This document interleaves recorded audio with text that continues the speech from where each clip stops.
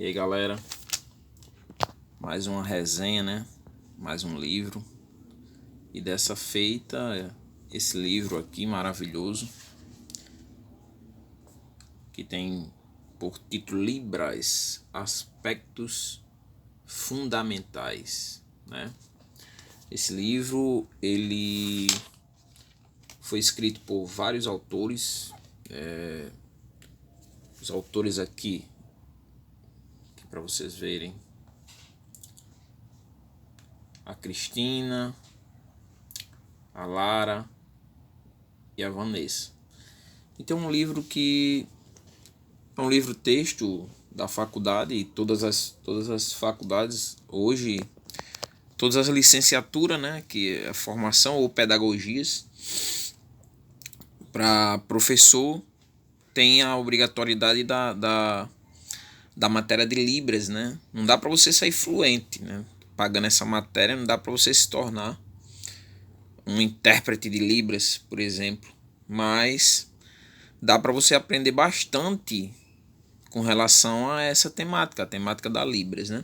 O livro ele tem 292 páginas, né? Claro que acaba bem antes e tem as referências. Esse livro ele foi lançado, a primeira edição dele foi lançado em 2019, né? Ele tem 7 capítulos. O primeiro capítulo, deixa eu ajeitar aqui para vocês verem. Tá um pouco escuro. Deixa eu ver aqui. Mas enfim, não tá dando para você ver, não tá dando, tá um pouco escuro, mas eu vou ler aqui os capítulos. O primeiro capítulo ele trata sobre a língua de sinais como língua das comunidades surdas. O segundo capítulo trabalha a questão da língua oral auditiva e língua gesto-visual, quer dizer, tenta dar uma diferenciação entre a língua auditiva e a língua gesto-visual, né, que seria a língua dos surdos. O capítulo 3 é bem legal porque, para quem não sabe, né, algumas pessoas acham que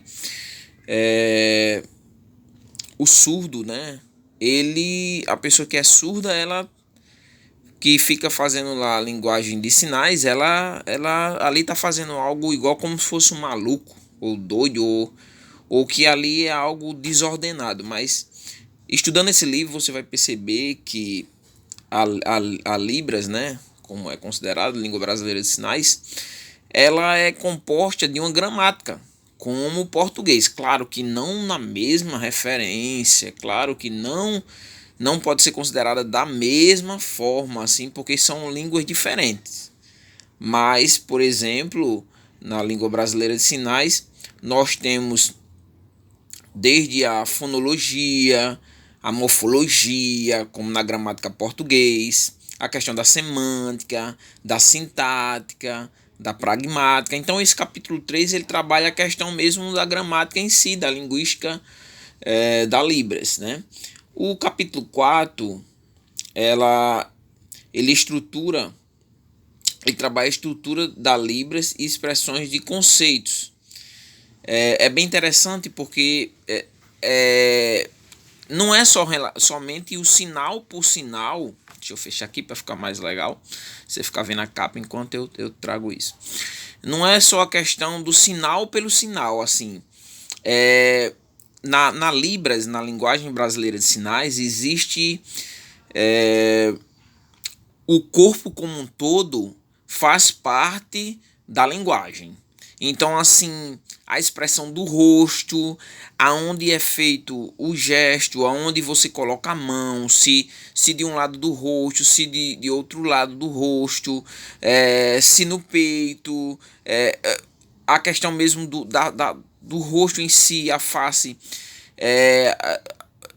o movimento das sobrancelhas, o movimento dos lábios, a forma como você expressa o rosto, tem um significado juntamente com o sinal feito com as mãos. Então, assim, é um conjunto. Então, esse capítulo 4 ele trabalha exatamente isso, né? A estrutura da Libras e expressões de conceitos, né? Já o capítulo 5, né? É bem legal, porque aí o capítulo eu achei interessante porque não fizeram isso, não inverteram, né? Botaram mais quase para o final do livro, a parte histórica, ao invés do começo do livro, né? No começo do livro eles começam mais com outra temática e botaram a história da Libras no território brasileiro, mas no capítulo 5. E aqui é uma coisa bem interessante, é que Dom Pedro II, ele tinha um parente, um familiar com deficiência, assim, com a surdez. E aí ele manda trazer um professor de fora para que ensinasse ali aquele seu parente e a corte. Então é bem legal como a Libras ela chega aqui no Brasil, né? É também interessante que existe povos indígenas que agora não me recordo o nome, até tem o nome, mas não quero citar para não citar errado. Que tem uma linguagem, no Brasil não só é a Libras, a linguagem brasileira de sinais, que é a língua que trabalha o gesto visual. Não, existe uma comunidade indígena, não me recordo se na Amazônia, que também tem a sua própria forma de se expressar usando os sinais e é diferente da Libras, né? Outra coisa bem interessante, a linguagem de sinais, a Libras é a brasileira, mas cada país tem a sua língua de sinais específico. E outra coisa também legal é que existe é como se fosse uma língua universal de sinais, né? Não dá para compreender tudo das outras línguas, mas que é estudada, né? E que essa língua, você aprendendo ela, você tem condições de se comunicar com outros surdos de outras localidades, porque é como se fosse meio que uma língua universal de sinais. É bem legal.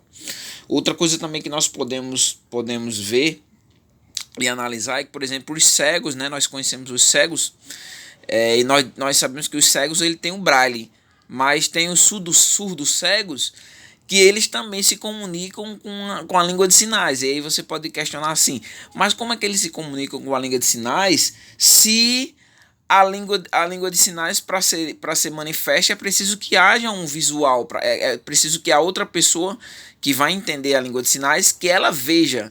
É interessante porque essa linguagem ela é feita com o toque na mão da pessoa surda muda, né? Como nós dizemos, né? Ele é da pessoa surda e cego, o cego e surdo. E ele compreende, entendeu? Assim, porque ele aprende também a questão da Libras. Então isso é bem interessante também. Agora deixa eu ver algumas coisas aqui que eu anotei com relação. Sim, já vamos finalizar só, né? E aí o capítulo 6 trabalha a Libras no contexto educacional, que é uma luta muito grande, né? Nós não temos os professores não são bilíngues, os professores normalmente são português e normalmente precisam do intérprete, né? É um grande debate com relação a isso para que proporcione para o surdo, né? Uma educação mais eficiente, né? Se tivesse professores bilíngues. E o último capítulo, que é o capítulo 7, que eu finalizei agora, ele trabalha a questão da Libras no contexto socioeconômico. O surdo, ele tem cultura. O surdo, ele faz parte da economia, o surdo trabalha, o surdo produz arte, existe grupos teatrais que trabalham essa questão faz teatro especificamente para os surdos, então isso é interessante. Agora, se você for ver na história, o movimento, né, para a implantação da linguagem de sinais no mundo em si foi uma luta muito grande, porque ficou aquela indefinição se o surdo deveria aprender a linguagem oral, se deveria aprender uma linguagem ou a linguagem de sinais, e por muito tempo foi combatido que tinha que ser oral, né? Depois passou a aderir uma linguagem total que abrangesse, que a prioridade fosse a linguagem oral, mas que usasse também o gesto, que o gesto não fosse reprimido, mas houve uma parte que não, a linguagem tem que ser oral e foi reprimido e até banido. até chegarmos ao bilinguismo, né? É uma coisa interessante é que nós, como brasileiros, a nossa primeira língua é a oral e é a língua portuguesa, assim também como também a língua brasileira de sinais também usa, de certa forma, o português, né? Mas a forma de se expressar é de forma gesto visual. E, por fim, para chegar que a educação deveria ser bilíngue, né? E que a primeira língua do surdo deveria ser a língua de sinais, né? O que muitas vezes dificulta as famílias é essa aceitação. Muitas famílias não aceitam a língua de sinais como primeira língua para a sua criança, e aí procura muito subterfúgio, colocar implante auditivo, de muitas formas. Isso retarda o aprendizado da criança. Isso faz com que a criança não tenha um desenvolvimento educacional de uma forma abrangente, e a culpa diretamente disso são dos pais. Eu não diria somente dos pais, mas da ignorância ainda, devido a Libras não, por mais que tenha uma lei para que a Libras, colocando a Libras como uma língua oficial do surdo, existe lei para que o surdo seja educado na língua de sinais, bilíngues, né? Que os colégios têm que colocar os intérpretes lá, para que o ideal seria que os professores fossem bilíngues, mas isso não é uma realidade brasileira, né? A questão das lutas mesmo, das minorias. Mas é interessante que o Rio de Janeiro é referencial, tem uma escola específica para os surdos, né? E eu não vou estender muito esse vídeo, já vão em 11 minutos, então deixa eu seguir aqui. Nessa temática, o intérprete de Libras é muito importante e está em falta no mercado. Então existem escolas de Libras, o FENES, né, que é a Federação Brasileira, caso não esteja enganado, do surdo, eu sei que é FENES o nome. Você pode entrar lá e procurar na sua região um curso de Libras, intérprete de Libras. É um curso bom e que tem um déficit muito grande de intérprete, né, para que você possa estar entrando nesse caminho e como uma profissão de intérprete mesmo. Precisa muito de intérprete nos colégios. Como eu falei, a Libras é obrigatório nos cursos de licenciaturas, né? E como eu falei, né, existe cursos e falta intérpretes, né? E para finalizar, como eu disse, o surdo ele tem cultura. O surdo ele tem cultura, ele produz arte, ele participa de eventos, né? Ele não é uma pessoa deficiente, não pode ser considerado assim, é um deficiente. Não, o surdo ele tem, o diferencial dele é que ele tem uma linguagem própria, uma forma de se expressar, mas ele se comunica. Agora, a forma de comunicação dele é através da Libras, né? Da linguagem brasileira de sinais. Então, sim, o livro é da editora Intersaberes, né? Eu acredito muito que essa editora seja da Unint, da faculdade, onde eu faço faculdade, no caso, de Ciência da Religião, e essa é a matéria. Então, eu espero muito que você tenha se interessado. Existem outros livros com referência a Libras na Amazon. Se você for lá ver, tem muitos outros livros. Esse livro aqui é mais um livro voltado para o aprendizado, mais voltado para ter um panorama geral da Libras, né? Outra coisa também, para finalizar, é que o livro, ele sempre no final de cada capítulo, esse livro ele tem alguns exercícios, para você assimilar melhor o conteúdo, para você explorar se você aprendeu realmente. Então, a cada final do capítulo tem os exercícios. Outra coisa também que eu ia esquecendo, é que o livro ele vem mostrando, ele diz as palavras, e ele mostra como que é feito, né? Por exemplo, aqui, nós dois, por exemplo, ó, dois, e o movimento que os dedos eles devem fazer, ó. Existem duas formas, né? Indo para um lado e para o outro, nós dois, ou seguindo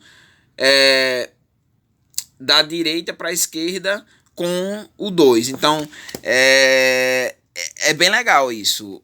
Ele tem, quando você vai aprender o alfabeto em Libras, quando você vai aprender os números. Tudo isso vai ter no livro as formas que é feita, como é que esse gesto é feito, se para cima, se para baixo. É bem legal. Então, é isso, pessoal. Esse é o livro, né, de Libras. É uma matéria da faculdade, mas para quem tem interesse, esse mais ou menos é o panorama do livro. E a Libras como um todo, como falei, existe muito material, existe dicionários. Então eu espero que você que viu esse vídeo se interessa, que tenha ajudado você ao esclarecimento. Valeu, galera!